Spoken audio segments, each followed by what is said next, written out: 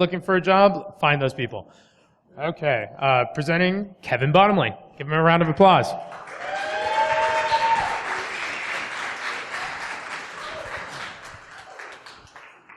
Hi? Okay.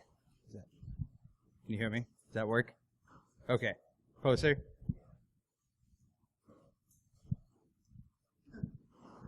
Closer? Closer? Nope.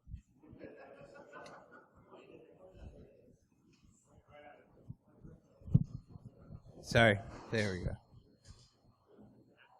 Good? Okay. Hi, I'm Kevin Bottomley. I'll be presenting about Phighting Phishers Phake Phronts today. We'll be looking at a couple different methods for doing this. So if we're ready, let's go. Some topics I'll be covering will be what phishing is, phishing techniques, commonly spoofed companies that you see, how these sites are made, fake website deployment, detection methods, and protections that you can employ to help prevent these attacks.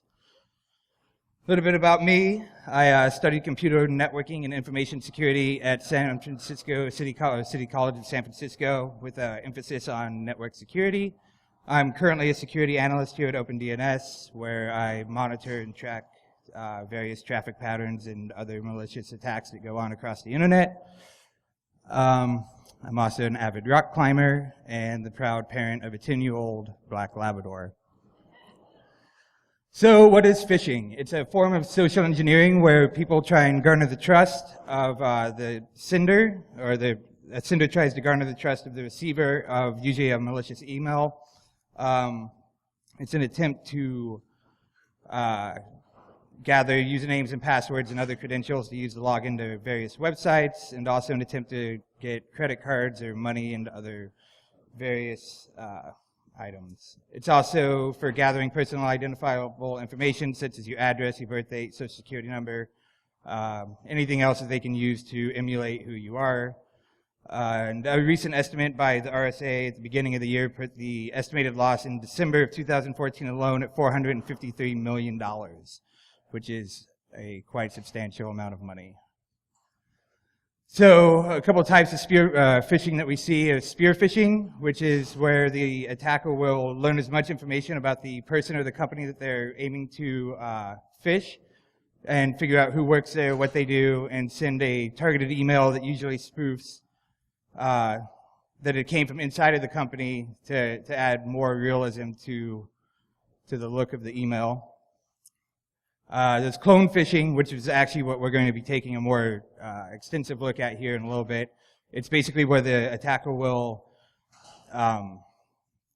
take a real website and clone it, and the emails that go along with it, send that to the receiver, and emulate basically a perfectly realistic looking website. And then whaling, where you have they target like CSO or CEOs and CFOs of companies because they usually have more access to the monetary aspects of the company, as well as usually insider information and other intelligence that the attacker would like to gather. You basically have two types of servers that are used in these attacks. The first is a dedicated server that's like this, where the domain name is actually meant to spoof something that looks like, so this is meant to look like, this is meant to look like the Apple website. You can see in the URL, or the domain is uk-appleidverify.co.uk. Clearly not an actual Apple website, but it looks very real. And then the other type of website is usually a compromised domain, where they will use various vulnerabilities in the website to place malicious pages at the end of the URL. Usually it's a little bit more hidden than this one. This is actually a website for some calligraphy ink place in the Philippines. Both of these domains are actually still active. By the way, I just pulled them out of fishtank.com yesterday. Apparently the site owner of this has not been notified yet. Recently there was the big Anthem breach. While this in itself, I'm not sure of the attack vector, but it led to a mass emailing of fake Anthem emails playing on the breach and basically using it as a scare tactic to get people to click on the link to either send them to a spoofed website or download malicious content. And then more recently, you had the breach at the State Department that led to a phishing attack on the White House, which divulged some, while not classified information, it was very sensitive in the fact that it contained the president's itinerary, which is somewhat public, but it had an exact time of every place that he would be, and foreign intelligence agencies tend to really enjoy this kind of information. So the anatomy of a fish, for you interested in biology. We can talk about that later. And then we have the anatomy of the fish that we're covering today. So it basically starts out where the sender will craft a malicious email to appear to be a valid email from a legitimate company such as PayPal or Bank of America or any one of a number of legitimate corporations. The user clicks on the link and is directed to the phishing page, and then the user's asked for the credentials such as usernames and passwords.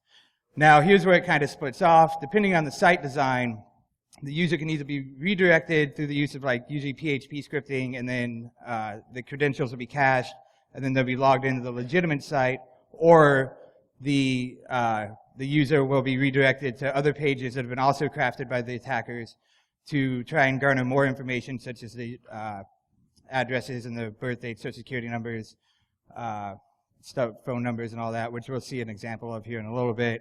And then sometimes you even see things where they ask for more information, such as a passport, driver's license, state IDs, or any copy of that.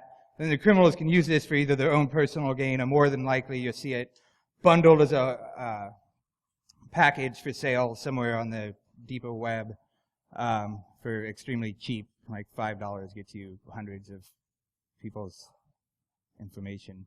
And then you get redirected to a legitimate website again, that little example being PayPal down in the little picture. Does anyone here work for PayPal? Okay, because I'm going to be using you a lot, and I don't want you to block my stuff before I'm done. So how many people have gotten a phishing email here? Yeah. How many of you clicked on that link? Yeah. Wow, that's way more than I expected to answer that, actually. Of course, it's all for research. It's all for research. We'll get into that here in a minute, too. So some of the more commonly spoofed companies that you see are PayPal, Apple, Google, Gmail, Yahoo, Dropbox, and any number of financial institutions, Wells Fargo, Bank of America, HSBC. The list there can go on. So some of the commonly spoofed companies again, and so the numbers for these data I should clarify. So what I did was, if you go to phishtank.com, which is a community repository that people can upload phishes and verify them that they find, you can actually pull down the CSV of all of the verified phish that go on. So there was about 28,000 that were currently sitting there that were online and verified when I pulled the CSV. A big chunk of that has no attribution to it, so it means that it didn't have a company name that went along with it. So I kind of just stripped out that because it didn't add much value to it. So that left me with roughly about 9,000 domains with attribution.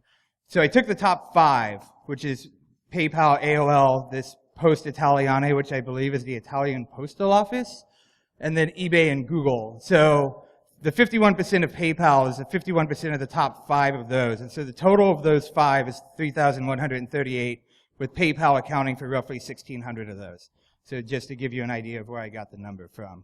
But either way, yes.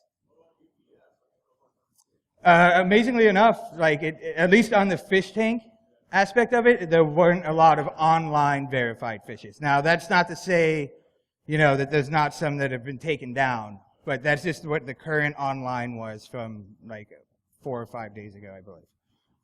But they are in the list, but the numbers are very small.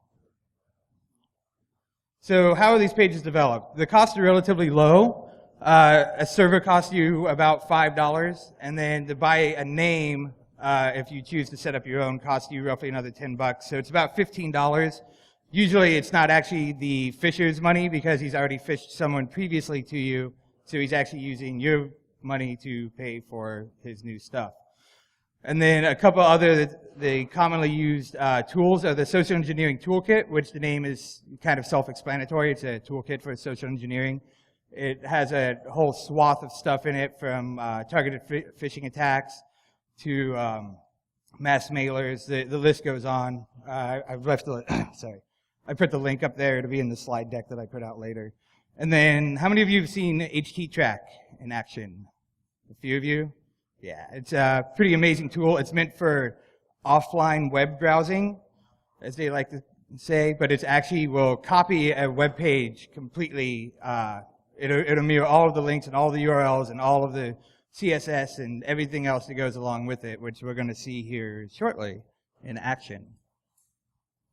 So what's the deployment? Well, it's easy enough that I can do it, which means that pretty much anyone can. It's just a few clicks, well, not clicks of a button. There's a Windows version for HT-Track, but who uses Windows? How long does it take? Well, we're going to see here in a minute. It doesn't take very long at all to deploy. So our detection methods. For those of us that remember this game.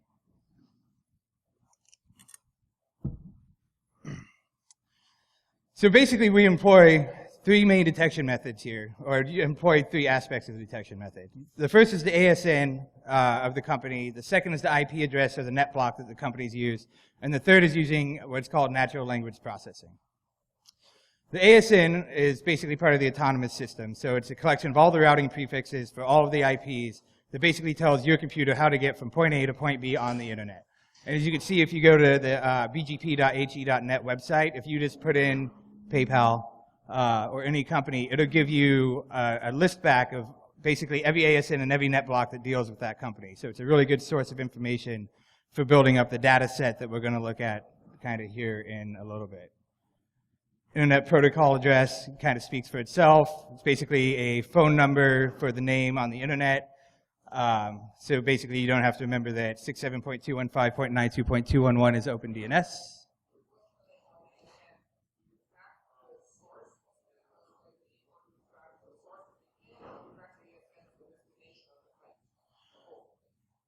So the question is, do we track the ASN of the fake website? Sorry.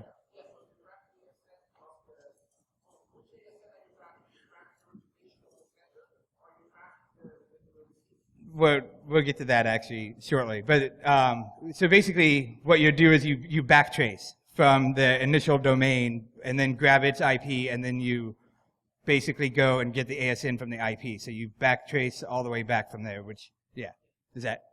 We'll see here in a second. I should have that slide in here. And then you have the main aspect of the model is actually using natural language processing. So basically what natural language processing does is it extracts patterns from text data using stimming, and we'll employ the natural language toolkit, which is a Python library, and also something called edit distance. So stimming is basically when you take a word and you break it down into its root form. So in this example, you see update, updater, updates, updated, and updating. When you stim it down to its root form, it becomes updat. So you can use this to kind of start breaking up your strings into like one common word.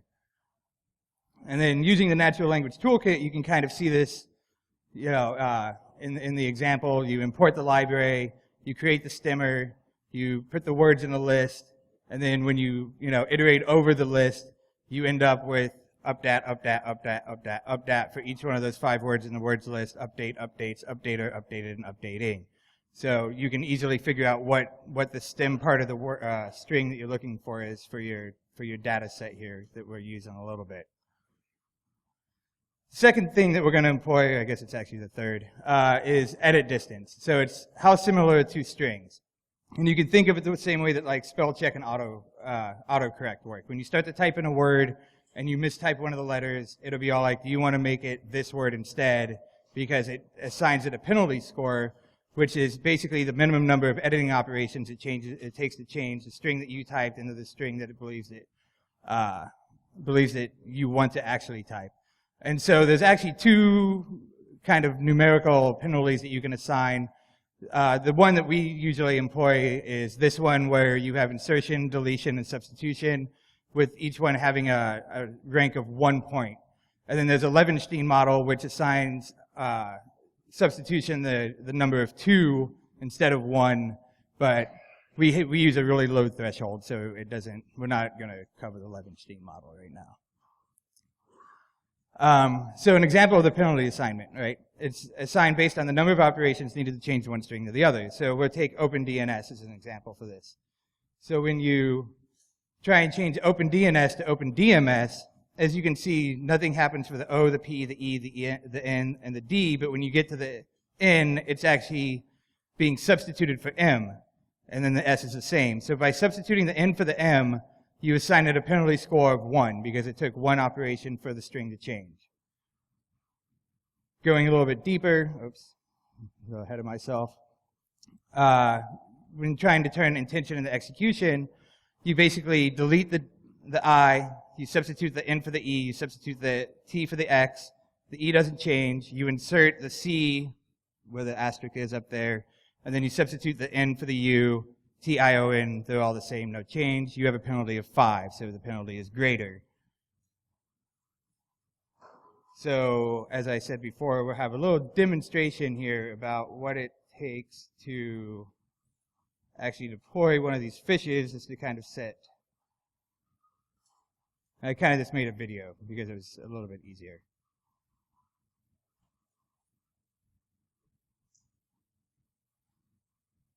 So what I've done here is I've created kind of a fake spoof PayPal website, email address. Who's going to act as my victim. And then this is my malicious web server that I've created. So you just type in httrack, you give it a project name, call it PayPal. Path it wants to store it, so basically what file directory you want it stored in. The URL that you're giving it that you want it to mirror. So we want to mirror basically the entire PayPal website. And you don't have to go all that deep into it, but I'm going to anyway. So you click number 4. So basically to traverse the entire PayPal website from A to Z. You can use a proxy. I didn't use a proxy. That's why I have a VPS. You can wildcard it here, so it looks for only certain things. It skips other things, so it can just go and take everything that starts with www, or skip anything that starts with .zip. You can give it some options. The list is long. You can always RTFM if you really want to figure out everything it does. For those of you that don't know what RTFM means, I'll let you Google it. Oh, I'm sorry. Yes. Yeah, hold on. There is a way to...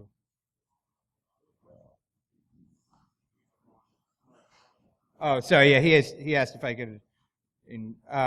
Sorry. Do you want the font increased, or you want this the picture itself? Yes.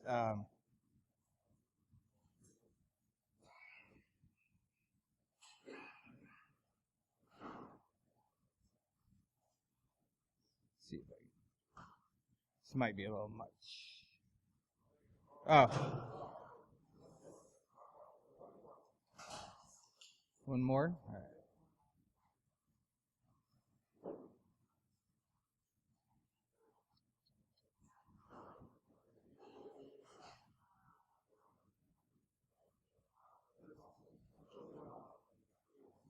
Better?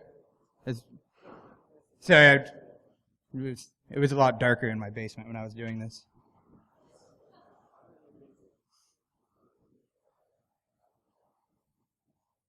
So, continuing on.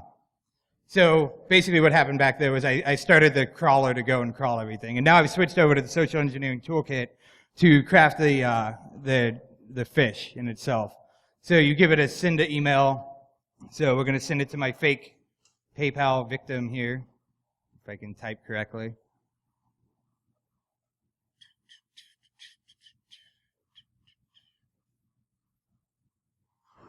Basically what's going to happen is it's going to ask for a few options of how you want to craft your email. Because you can send it out in a mass mailer, you can send it out with a few different options. And since I didn't want to spam everyone in the world, I just selected one. Oh. And then I also have a fake PayPal sender email too that I was using for the demo. So you put in, you can actually run a mail server too. So if you have your own mail server going on your server, you can actually spoof it even more than just coming up with this horribly crafted PayPal Gmail account. Here we're going to make it seem like it's verify@paypal.com from the sender, even though it's not really from verify@paypal.com. You have to pass it your password. Of course, you want it to be high priority because it's very important that the sender or the receiver gets it. Give it your subject line, something going along the lines, account information's been changed, your account's been compromised, something like that. And then, of course, no phishing email is correct if it doesn't have some type of grammatical error in it. So we put information. We're going to send it as HTML instead of plain text because the email is crafted with HTML. I have this already pre-made, handy HTML email that I've made, which will spoof the actual real email address or the real domain site in the email, as we'll see here shortly.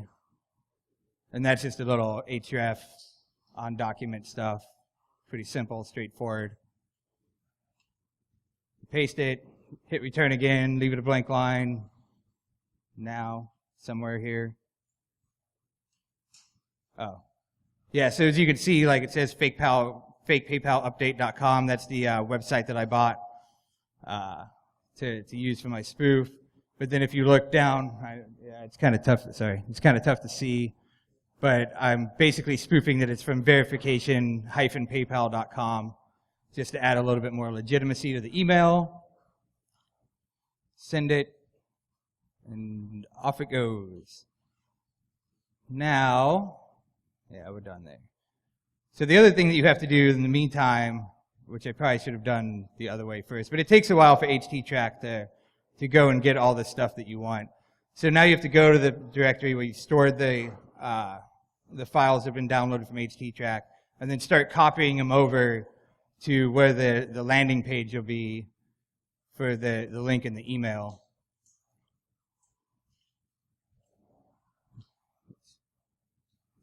Takes a second.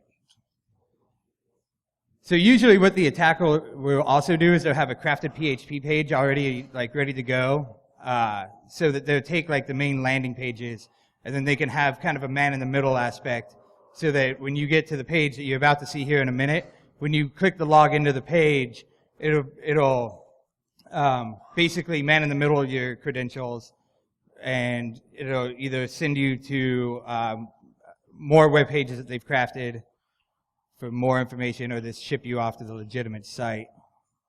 And somewhere, there it is.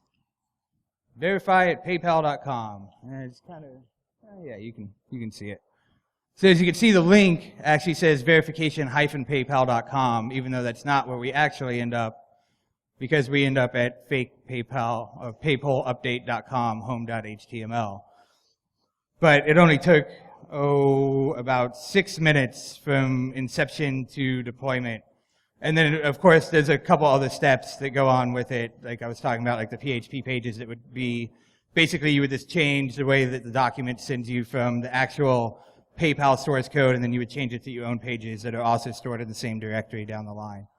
I believe that is the end of that video.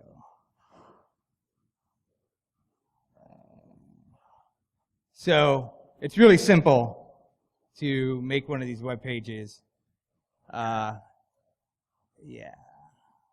Oh, sorry.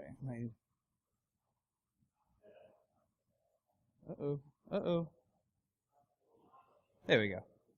So usually what we've seen in the past is, and this is not actually a copy of the page that I deployed, it's one that we found using some of our detection methods. So as you can see in the top left corner, it's securitypaypalcenter.com hyphenated. And this is one of the pages that I found when I was going through some pages a while ago. So basically after you entered your credentials, it was taking you here. So it's asking for your address, the city you live in, all that stuff, your phone number, and your social security number nonetheless. So here's where they start trying to harvest your credentials in the first part. And then after you click next, I'm not sure why. Sorry, what's going on here? Sorry, technical difficulty here.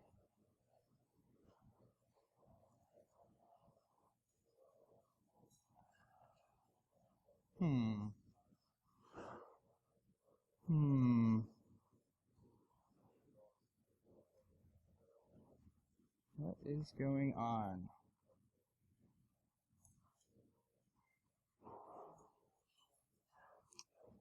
Sorry, my slide doesn't seem to be forwarding for some reason. Come on. Really? What's going on here?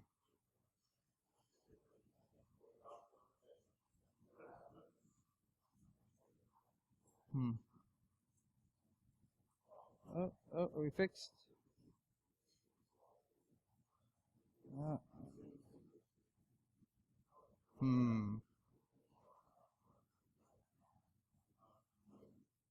What is going on? Maybe. Sorry.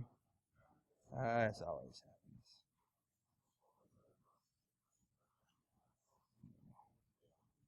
Oh.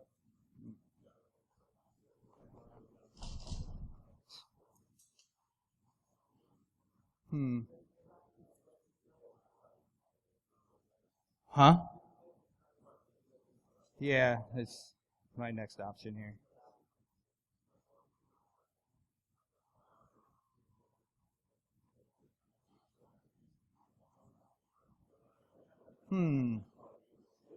Sorry, my new laptop seems to be here.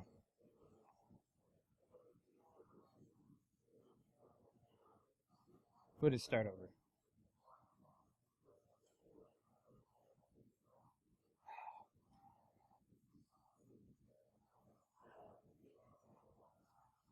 Oh, actually.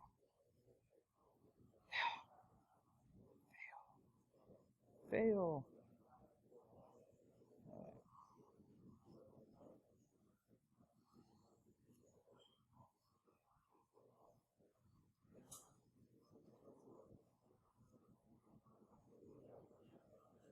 All right, I think we're fixed now. Okay, sorry about that. Technical difficulty. So, Social Security number gathered. The next page that we went to was credit card information. So it asked for your cardholder name, the card number, expiration date, the card security code, and then the thing that stuck out the most was asking for the PIN number as well, which most websites won't ask you for the PIN number, as that's the point of asking for the CVV on the back of the card. And this particular website actually validated your credit card to make sure you weren't just putting in some type of BS card. So it was using the Loon algorithm to make sure that it was actually valid so that you weren't tricking the trickers. And then the last page of this actual website asked you to verify your information even more. So they were like, send us your passport, your driver's license, your image of your credit card, and proof of address. And then you could nicely submit it to them all in one fell swoop. So that was pretty nice of them, just to make sure that you were verifying who you were as they were stealing your information. So some of the things that kind of stuck out from the email I sent that you can look for in your emails would be this. So even though it says verify at paypal.com here, you can see in the actual sender part of the email where it says fake PayPal sender at gmail.com.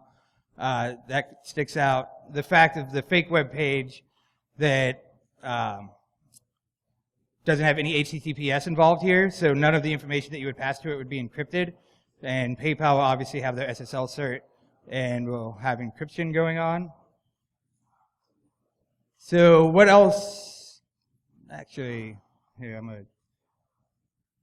So this model can also find things that have to do with like the dark hotel domains. So Microsoft XPUpdate.com, JavaUpdate.flash.net, AdobeArm.com, MicrosoftUpdate.info or info.com, FirefoxUpdata.com, and GmailBoxes.com.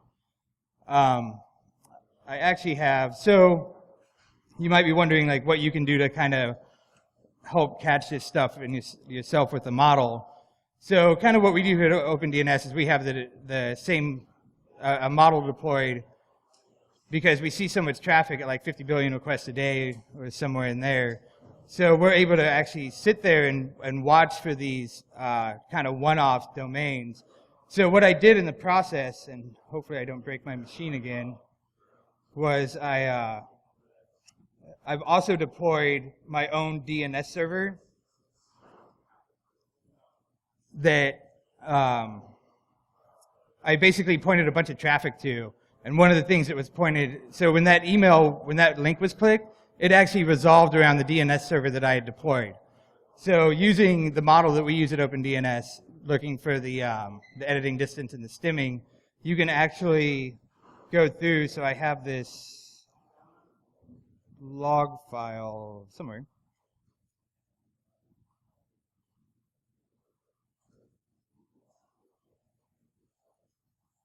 So this is basically everything that my DNS server has been catching since I pointed stuff to it a couple days ago. I think there's somewhere around the realm of like 5,000 queries in it. So using the handy dandy, there. So if we run the script, what this is going to do is basically go through my entire query log and find out of all that, oh, if I get into the right thing. So what it's doing right now is basically going through the entire query log, and it's basically taking all of the domains in the query log, converting them to IP address, testing the IP address against the ASN, and then it's going to, if the ASN is in what's a whitelist that we've created in our data set, it's going to, if the ASN is in the whitelist, it's basically going to take that domain and just keep passing it through because it's obviously not malicious because we've already whitelisted it. So as you can see, we start seeing, that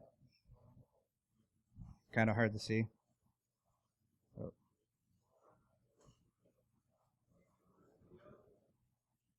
Sorry?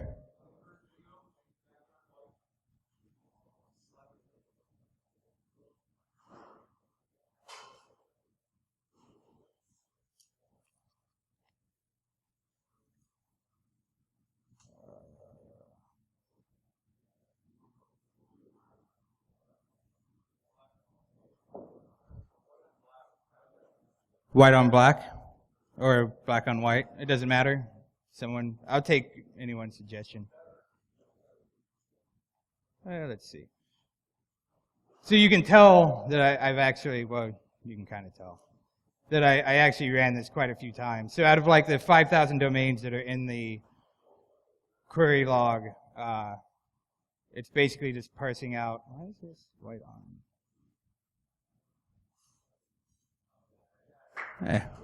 Thanks.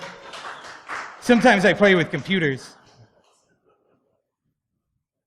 So I actually, while I was making all this happen, that's why you see so many of them, but it's only catching the ones that, so this one, it's basically flagging on the updat part that I was showing you earlier from the stimming, and then comparing that to the brand name, and then taking the ASN, and seeing that the ASN is bad, and then being all like, this is a high priority, someone clicked on this domain, you should probably go investigate because someone just got phished.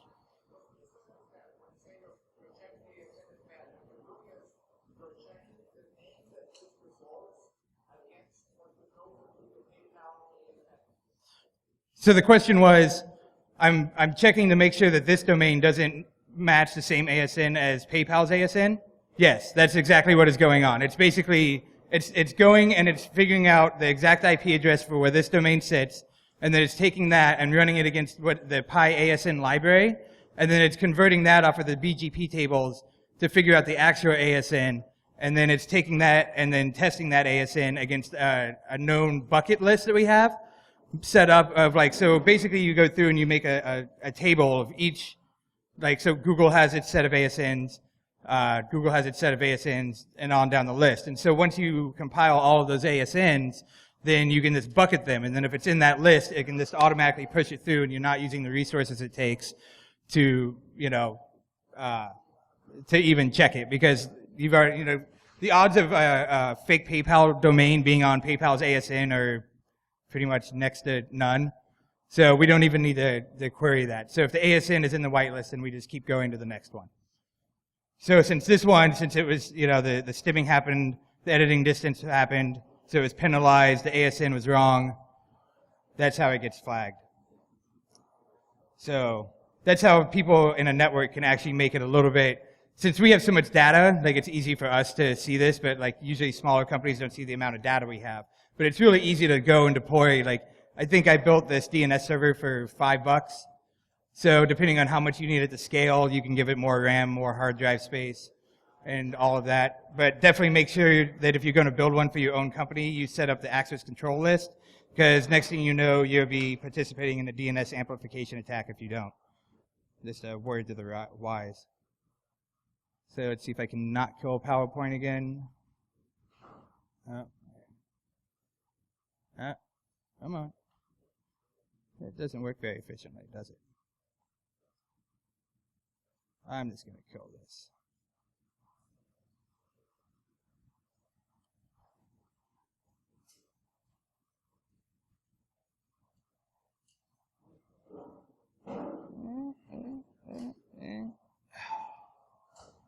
Microsoft.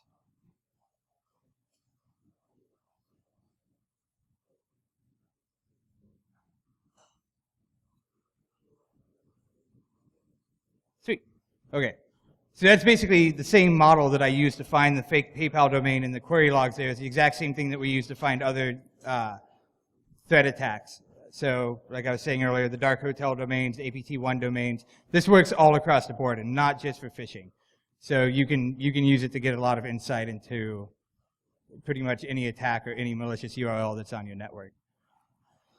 So back to the phishing, some of the takedown processes that it takes to take one of these fake phishes down is you would notify your like the ISP of where the domain is sitting, the registrar of who the domain was registered through. You can contact the site owner, but if it's a dedicated server, they're probably going to ignore you.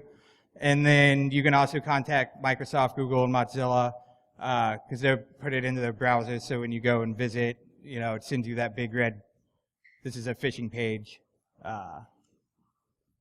warning. So some things you can do to help kind of protect yourself even more. You can enable two-factor authentication on every single thing that allows it.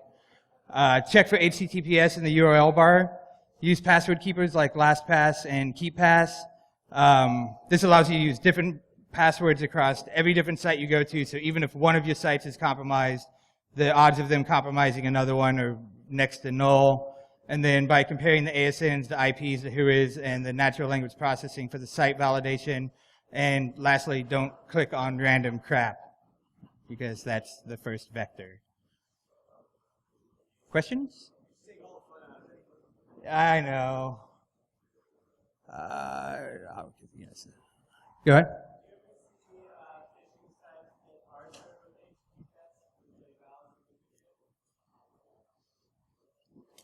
So the question was, do we ever see phishing sites with valid HTTPS? And while I have not actually seen one, I was actually going to make mine one because it's not really that hard. But I think it's more of like a couple extra steps that the attacker, like that would probably be something for like a really deep down targeted attack against someone. Just because like like they don't want to spend the extra money usually, and if they can just mass email it out to people, like, you send it out to enough people, you're gonna get a few clicks. But that's a good question, because I actually thought about doing it, so just to disprove myself on the HTTPS thing.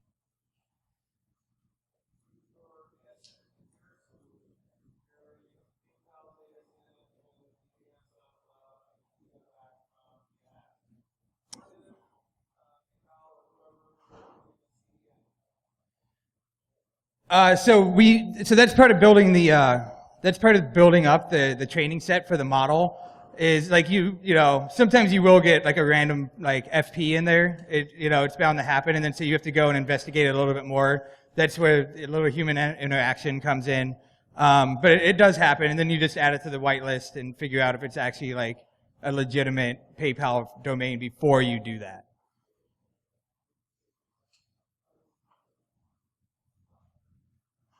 Anything else? No? Yes? I'll put the slide deck out there somewhere. So there's my little Twitter handle. That's a 3 and a 0, eliteness. Actually, every rendition of my name I tried to get was somehow amazingly taken, which I don't really know how. But yeah, if you go and look at this, I'll probably put it out sometime today. That it? Sweet. Just want to say special thanks to Jeremiah O'Connor over there. He actually helped with a lot of the code base that I was using. So really awesome stuff. And if you happen to go to Source Boston, he'll actually be talking about the natural language processing and stuff even more. And maybe if he's really lucky at RSA this week. And then of course the OpenDNS research team and BSidesSF itself. And for those that haven't eaten lunch yet,